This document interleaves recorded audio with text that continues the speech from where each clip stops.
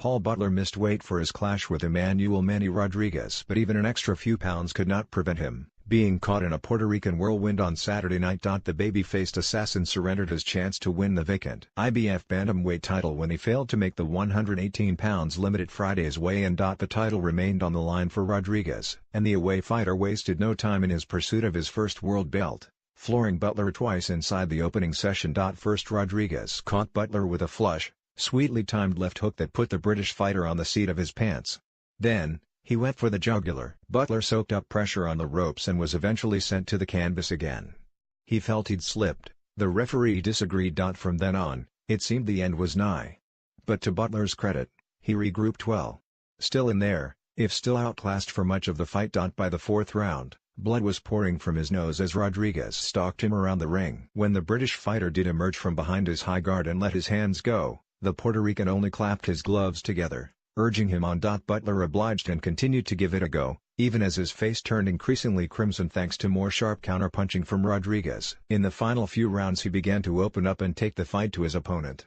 But the role reversal was no indication the momentum had changed. It was still on the Puerto Rican's terms, with Rodriguez happy to show off his slick movement on the back foot and pick off Butler as he came in. The British fighter did see the final bell, but scores of 118 to 108 and 120 to 106, twice, reflected Rodriguez's dominance. He is now unbeaten in 18 fights and the new IBF bantamweight king. In the chief support, John Ryder took only 2 rounds to inflict the second defeat of Jamie Cox's career.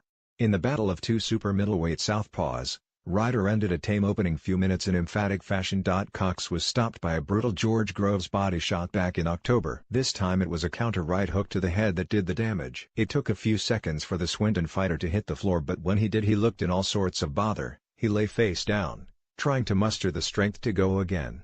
He made it to his feet, but not before referee Ian John Lewis had reached the count of 10. Cox protested but to no avail. Earlier, 2016 Olympic bronze medalist Joshua Buatsi cemented his reputation as one of this country's brightest prospects with a 5th-round stoppage of Stefan Cuevas. The light heavyweight has now won all 6 of his professional contests since signing with Eddie Hearn's Matchroom, while fellow former Olympian Luke Campbell enjoyed a routine run-out as he continues to chase his first world title. The lightweight, who won gold at London 2012, was edged out by the brilliant Jorge Linares last time out in September.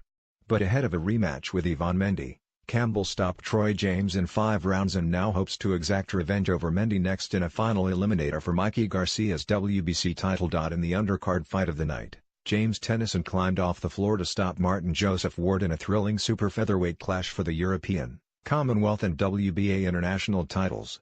Ward sent Tennyson to the canvas with a body shot in the 2nd round, only for the Northern Irishman to turn the tide and floor his opponent twice in the 5th before the fight was stopped.